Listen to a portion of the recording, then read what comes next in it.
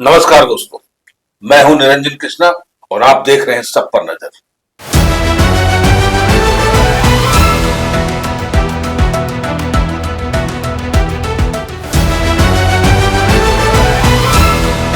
देवघर में केंद्रीय मंत्री अन्नपूर्णा देवी ने भाजपा कार्यालय में प्रेस वार्ता करके महिला आरक्षण बिल पास नहीं होने पर विपक्ष पर जमकर निशाना साधा। महिलाओं की भागीदारी को लेकर के 33% विपक्ष के नेताओं ने मिलकर विरोध जताया कि महिलाओं को जब उनका अधिकार दिलाने की बात आई तो इंडी गठबंधन अपना रंग दिखाना शुरू कर दिया है। विपक्ष के नेता कभी भी आधी आबादी को इनका हक नहीं देना चाहती है। देश की पूरे महिलाओं का अपमान हुआ है। जगह जगह पर महिलाओं के द्वारा विरोध प्रदर्शन किया जा रहा है। प्रधानमंत्री के नेतृत्व में जिस तरह से 2014 से लेकर के लगातार महिलाओं को सामाजिक और आर्थिक रूप से सशक्त करने का काम किया गया है, आज महिलाओं को अवसर मिला है, वह आंगन से अंतरिक्ष तक पहुंच रही है। अब राजनीतिक की ओर से सशक्त करने की है, लेकिन कांग्रेस की पुरानी मानसिकता और रणनीति जब महिलाओं के आरक्षण की बात हुई है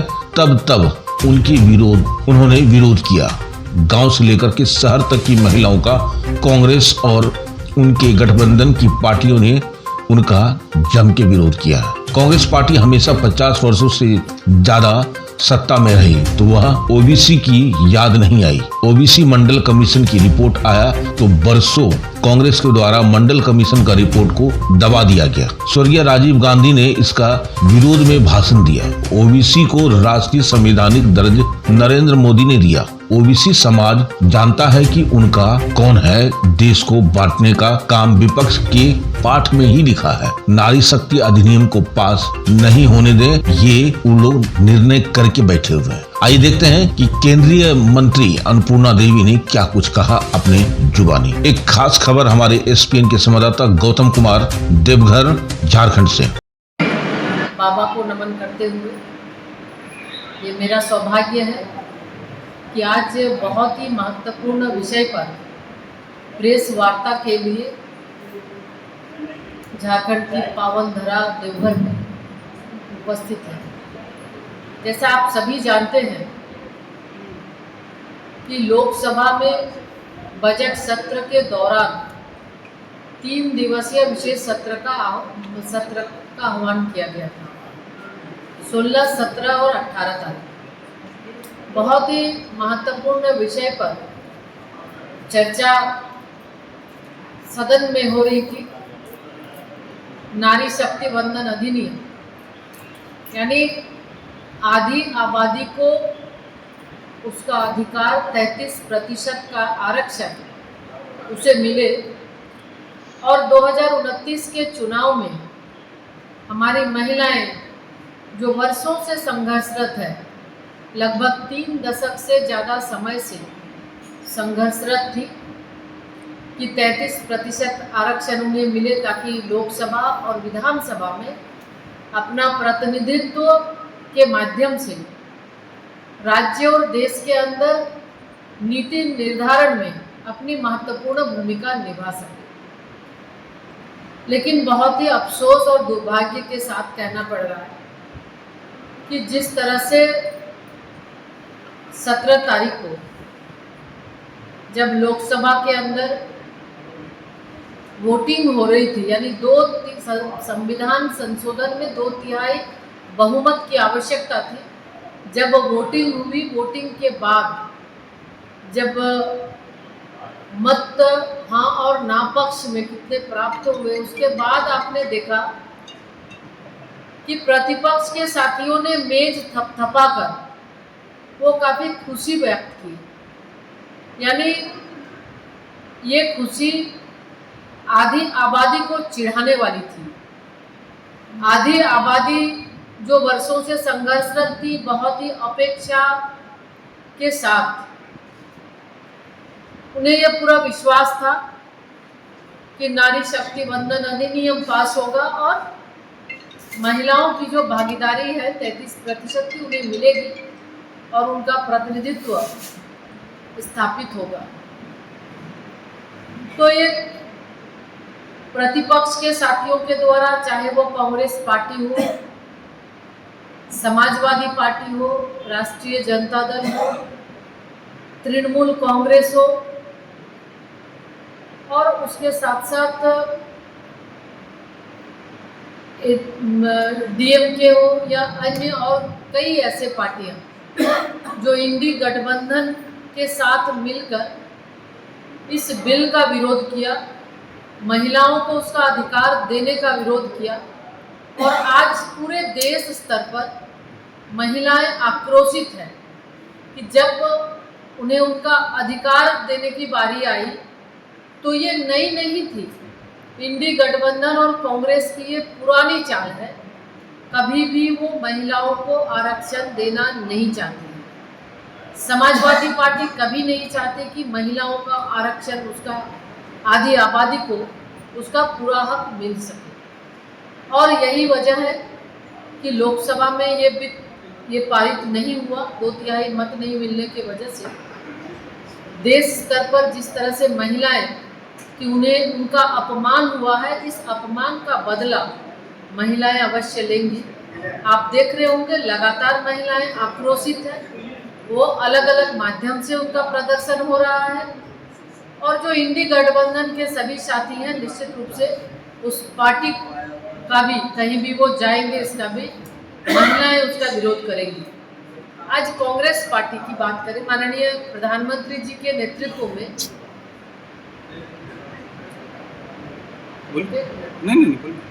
माननीय प्रधानमंत्री जी के नेतृत्व में जिस तरह से 2014 से लेके लगातार महिलाओं को सामाजिक और आर्थिक रूप से सशक्त करने का काम किया गया है, आज महिलाओं को अवसर मिला तो महिलाएं आज आंगन से अंतरिक्ष तक पहुंच रही है, हर वो क्षेत्र में अपना परचम लहरा रही है और अब बारी राजनीतिक रूप से उन्हें सशक्त करने का था। लेकिन कांग्रेस की कुत्सित मानसिकता फिर से ये जो लटकाने भटकाने अटकाने का इनकी जो नीति रही है, यानी जब महिला आरक्षण बिल आया है कांग्रेस ने विरोध किया है और कांग्रेस नहीं चाहती है कि महिलाओं को उसका अधिकार मिले। कांग्रेस की मानसिकता सिर्फ कांग्रेस चाहती है कि उनके जो परिवारवादी पार्टियां हैं कि उनके परिवार के लोगों को ही इसका अधिकार करें, उनकी बहन, उनकी बेटी, उनकी बहू वही सदन में जाए, चाहे विधानसभा या लोकसभा हो। बाकी आम महिलाएं जो सुदूरवर्ती ग्रामीण क्षेत्र से आती है, जो पंचायत का प्रतिनिधित्व लगातार की है, वो भी सपना बुन रही थी कि जब 33% आरक्षण होगा तो हमें अवसर मिलेगा। तो उन महिलाओं को जाने से कांग्रेस पार्टी और इंडी गठबंधन ने विरोध किया, उनका मार्ग अवरुद्ध किया है और लगातार ये पहली बार नहीं, जब आया है उनका विरोध हुआ है। एक और आप देखे होंगे कि ओबीसी आरक्षण की चर्चा उन्होंने की, तो कांग्रेस को ओबीसी की याद जब सत्ता से हटने के बाद अब ओबीसी की याद आ रही है। कांग्रेस पार्टी हमेशा जब 50 वर्षों से ज़्यादा समय तक सत्ता में रही, उन्हें कभी भी ओबीसी की याद नहीं आई, ओबीसी की चिंता कभी नहीं हुई उनकी। ओबीसी मंडल कमीशन का जो रिपोर्ट था, वर्षों मंडल कमीशन के रिपोर्ट को हम रोकते हैं एक मिनट भाई, तो मंडल कमीशन का रिपोर्ट आया, वर्षों मंडल कमीशन के रिपोर्ट को कांग्रेस के द्वारा दबाया गया, यानी कांग्रेस की मानसिकता थी कि ओबीसी को आरक्षण नहीं देना है। लोकसभा के पटल पर भी स्वर्गीय राजीव गांधी जी ने इसके विरोध में, आरक्षण के विरोध में उनका बहुत लंबा उनका स्पीच भी रहा है। जब बारी आई उनको, जब 50 वर्षों के लंबे शासनकाल के दौरान उन्होंने नहीं किया, ओबीसी कमीशन को संवैधानिक दर्जा कांग्रेस ने नहीं दिया, ये माननीय प्रधानमंत्री श्री नरेंद्र मोदी जी के नेतृत्व में हुआ। ओबीसी कमीशन को संवैधानिक दर्जा देकर उन्हें और सशक्त करने का काम माननीय प्रधानमंत्री जी ने किया। तो कांग्रेस सिर्फ घड़ियाली आंसू बहाना बंद करे ओबीसी के नाम पर। इसे पता है कि अब बिना ओबीसी के हम फिर शासन में वापस नहीं आ सकते। तो इसलिए अब ये ओबीसी की चर्चा करते हैं, लेकिन ओबीसी समाज जानता है कि उनका असली हितैषी कौन है, कौन उनके लिए कार्य किया है। तो ये निश्चित रूप से इससे उनको कोई फायदा नहीं होना। आप देखें, देश को बांटने का भी काम इंडी गठबंधन के द्वारा किया जा रहा था। दक्षिण, उत्तर, पूर्व, पश्चिम की सबकी भागीदारी कम हो रही है, लेकिन बहुत स्पष्ट रूप से माननीय प्रधानमंत्री जी ने, माननीय गृह मंत्री जी ने लोकसभा के माध्यम से, अपने वक्तव्य के माध्यम से उन्होंने आश्वस्त किया, किसी भी राज्य का प्रतिनिधित्व कम नहीं होने जा रहा है। हर राज्य का जो अभी वर्तमान में सीट है उससे और 50% की सीट की बढ़ोतरी होगी और उसके बाद 33% आरक्षण महिलाओं का दिया जाएगा।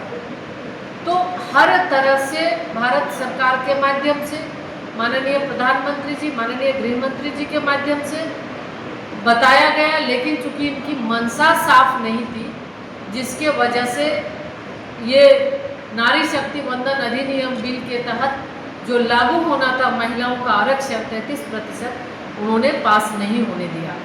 तो ये हमेशा से महिला विरोधी है, महिलाओं को उसका अधिकार ये देना नहीं चाहते। और निश्चित तौर पे माननीय प्रधानमंत्री जी ने, माननीय गृह मंत्री जी ने और भारत सरकार ने, एनडीए के घटक दलों ने भी, जो इंडी गठबंधन के साथी है, सभी से ये वार्ता होके सर्वसम्मति से सबसे चर्चा होने के बाद ये विशेष सत्र बुलाई गई और इसमें ये बातें रखी गई। लेकिन इन्होंने सहमति नहीं जताकर महिलाओं के लिए, महिलाओं का जो अपमान किया है, अब महिलाएं इस अपमान का बदला लेंगी और जहां कहीं भी ये इंडी गठबंधन के लोग जाएंगे, निश्चित रूप से वहां महिलाएं इनका विरोध करेगी और आने वाले समय में, चुनाव के समय, महिलाएं पुरजोर इसका जवाब इंडी गठबंधन को देने जा रही है।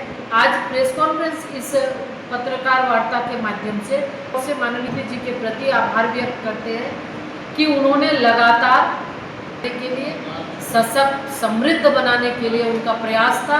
इसी प्रयास के तहत राजनीतिक रूप से भी उन्हें सशक्त बनाने का उनका ये अभियान जो आज इंडी गठबंधन ने फेल किया है, निश्चित रूप से आने वाले समय में भारतीय जनता पार्टी एनडीए हमेशा हम नारी शक्ति के साथ है और अंतिम क्षण तक हम सब साथ रहकर महिलाओं को उसका अधिकार मिले, ये हम प्रयास करेंगे।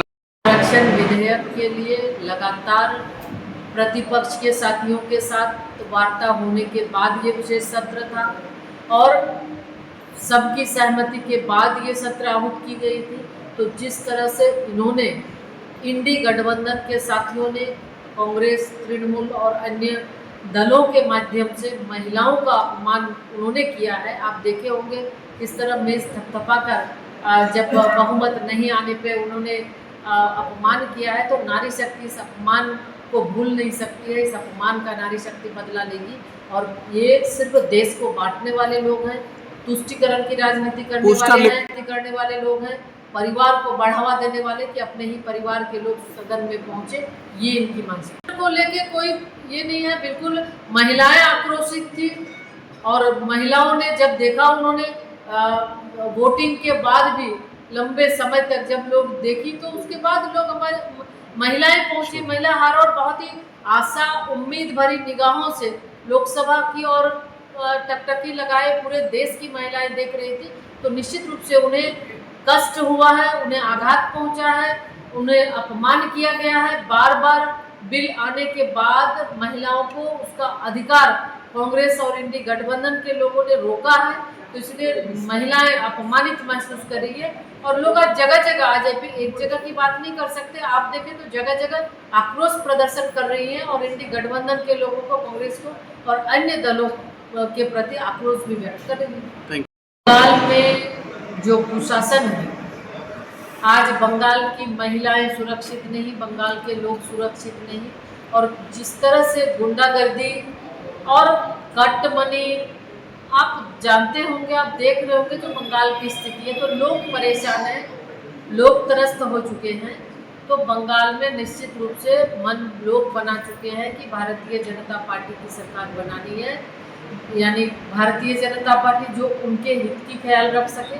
आज पश्चिम बंगाल जो कि कभी ब्रेन यानी कि वहाँ पे बुद्धिजीवी और समाज के विभिन्न प्रबुद्ध, हम चाहे आज़ादी के समय से देखें या उनके पहले से, तो बहुत ही प्रबुद्ध जन वहाँ पे बंगाल से एक संदेश जाता था। लेकिन आज वो बंगाल कहीं ना कहीं देखें तो तुष्टीकरण की नीति से झेल रही है।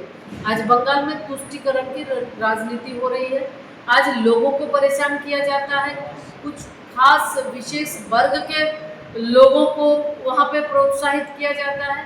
तो आज हर और चाहे आरजीकर मेडिकल कॉलेज में छात्रा जो मेडिकल की छात्रा का मामला हो दुर्गापुर में, तो इस तरह अनेकों ऐसी घटनाएं हैं कि महिलाओं के साथ जो अत्याचार, जो अन्याय, जो दुष्कर्म होता है, उसमें कहीं भी बंगाल में वर्तमान सरकार एक महिला मुख्यमंत्री होने के नाते भी न संवेदना जाहिर होती है, न ही अपराधियों को सजा मिलती है। उल्टा बेटियों को कहा जाता है 8 बजे के बाद घर से नहीं निकलो।